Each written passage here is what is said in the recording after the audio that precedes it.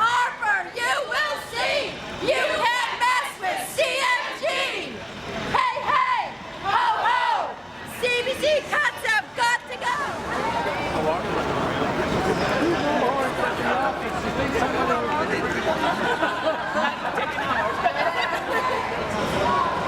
CBC cuts out the door! 5, 6, 7, 8! We want funding, we won't wait! Harper, you will see. You can't mess with CMG! Harper, you will see. You can't mess with CMG! I'm here today to try and empower all of you guys speaking here to get on our airwaves and talk about what's been happening to us and let our audiences know that we're at the breaking point right now where programs are being cut, and it's not just about downsizing people and things that, you know, you try and tighten efficiencies. We can't tighten up anymore. We've done all we can. We have an early morning radio show. We have an afternoon radio show that is going regional. We have to maintain a 90-minute newscast, and we have to push more to the web. We have to do that come the fall with 7 less people. 4 of the people that were made redundant were critical. They were the last 4 videographers in Windsor. Windsor has no more videographers.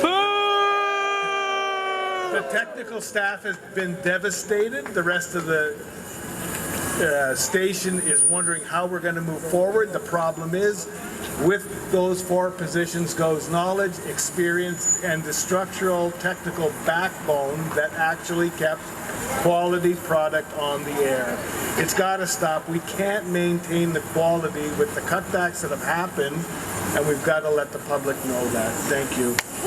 Less than 20 members are left to produce any of our sports ventures going forward, and about 20 more remain to work on hockey. But for programming that we've lost editorial and advertising control over, which is a risky and somewhat questionable endeavor for us as the public broadcaster. The rest are gone.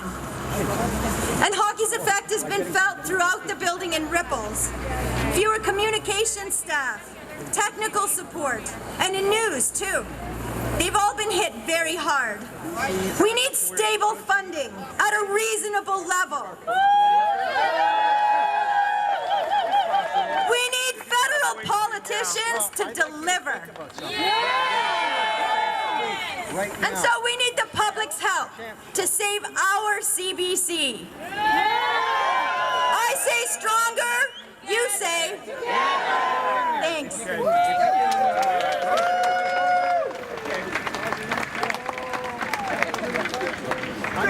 Hi, I'm Jolene from CBC Thunder Bay. We just found we're cut horribly. We lost half of our programming. We lost our entire afternoon show and the 2 positions that filled that show. What that means is 70 First Nations communities will no longer have a voice or a connection to Canada through CBC. So what happens when you have the same amount of time, airtime to fill, and you have fewer people to fill it? Well, what happens, and we've started seeing a lot of it, is a lot of important local stories don't get covered. What happens is reporters end up doing fluffy, entertaining, light pieces that they can turn around quickly, because you've got a deadline, you've got to do, at least a story a day, now probably more, and filling more platforms because there's more pressure on you. If your local cancer society is doing something really important, trying to raise money or whatever the cause is, they may not get a story that's going to help them raise that money. If someone locally is being taken advantage of or not being treated right by their government, there may be no one who will tell that story because you just don't get as much coverage. So, small cuts in small stations, I think, can mean as much for a local community as larger cuts. And also what happens is, I love my work at CBC. I love doing the accountability.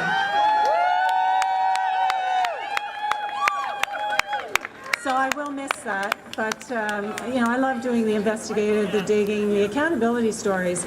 Is your politician representing your interests or his own? That's as important to know in our communities as it is on Parliament Hill. How are your tax dollars being spent? Are they being spent as they should be? Are they being spent wisely? Who's going to look into that if reporters are having to turn out material so quickly they can't dig? We were badly hit this time in Ottawa. In 2012, the second round of cuts since Hubert Lacroix came on as Président Directeur Général of the CBC. This time around was harder and difficult. 30 positions everywhere, national English, local English radio, TV, French news, and also shows. Oui, in Ottawa, on produisait la seule émission réseau pan-canadienne où on représentait toutes les régions, on avait des reportages qui venaient d'un peu partout. Ça s'appelle encore Quelle histoire? Mais cette émission-là va passer de 130 émissions à 36.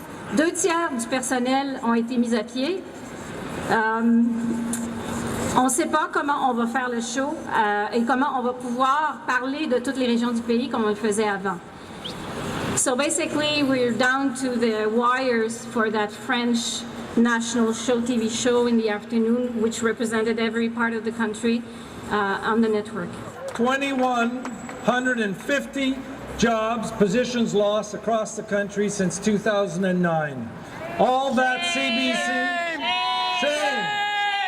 All that talent out the door, out there on the street, working maybe for other broadcasters. This industry's in trouble. Maybe there's not work out there, but all that creative talent that used to be at CBC is lost. Programs eliminated or reduced. Local programming being regionalized. Our public broadcaster belongs to us, as Chantal said. It belongs to Canadians across this great land.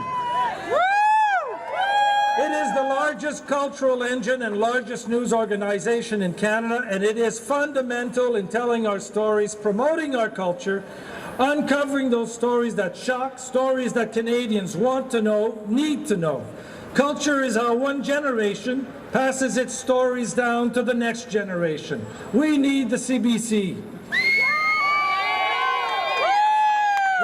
Today on all Canadians all across this land to stand up for their public broadcaster, our public broadcaster.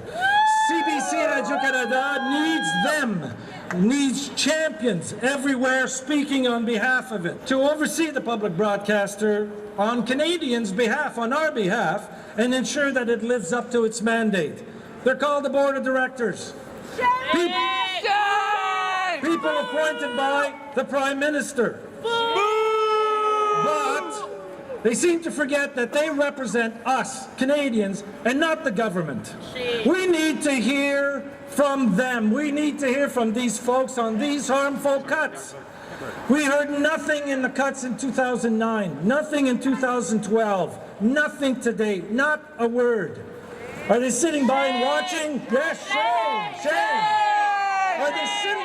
What are they doing? Just sitting by watching as the CBC is dismantled, ignored? What does the board think of $29 per Canadian per year? I don't know. Pathetic. What do they think about the idea we're throwing out? Give us half of what the international average for public broadcasters is, $40. What do they think of that? Don't know. Don't know. What do they think is good, stable funding for the public broadcaster?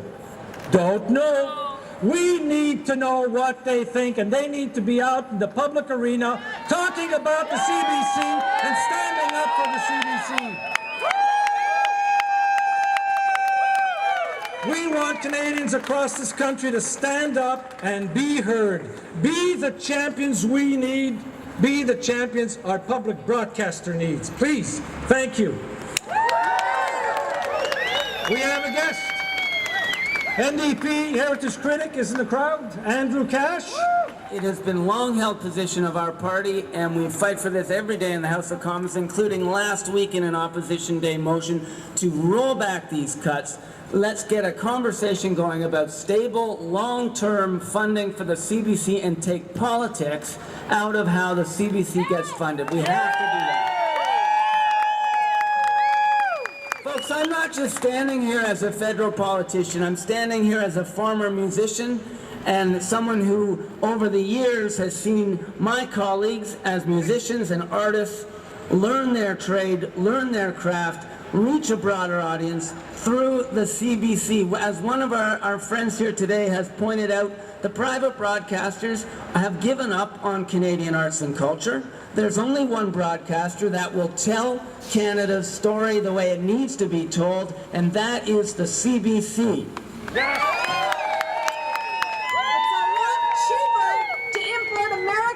And we can watch American stories with American foreign correspondents telling Canadians what's happening in the world. Do we want that? If we wanted American news, we would live in the States. We want Canadian news. We want a view of the international political situation as interpreted by Canadians who we hire, who make stories about issues that are important to Canadians for Canadians in Canada, and the only way that's going to happen is if we have someone like a public broadcaster who has a mandate and a budget to see that happen. Yeah. Where do we want to be in 10 years? If we want to have our stories told in the manner that we want them told, we have to be there to do it, whether Harper likes it or not. Yeah.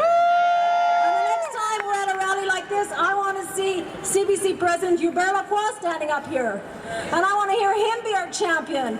And I want to hear him say to Harper, it's not the same funding and stable funding, we want more money. You want us to broadcast in 2 official languages across the country? You want us to broadcast in 8 Aboriginal languages? You want us to serve Canada from coast to coast to coast? We'll do it. We love to do it. We have the talent. We have the resources. We're going to do it. But we want more money. Just like every developed country, every developed democracy in the world, from Australia to Germany to Sweden to Norway to Japan, they have functioning public broadcasters. Yeah. Why can't Canada? Some mystery. That's what we want. More money. Thank you, Harper.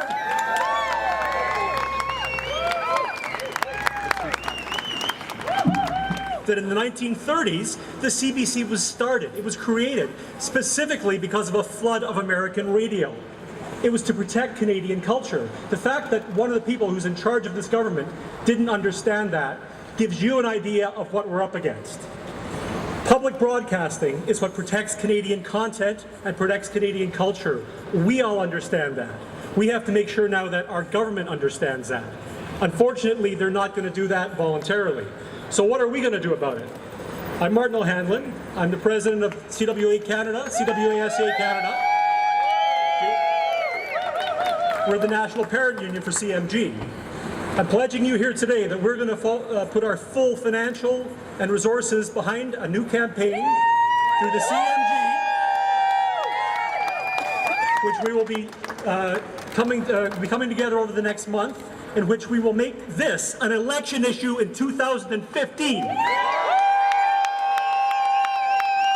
If the Harper government wants to kill public broadcasting, then let them say it in a national election campaign. They may try to kill us, but they're not going to kill us by stealth. Let's keep shouting for public broadcasting. Let's start now, and let's continue right up till Election Day. One more time, please. Let's hear it if you're dedicated for public broadcasting in Canada. Let them hear it.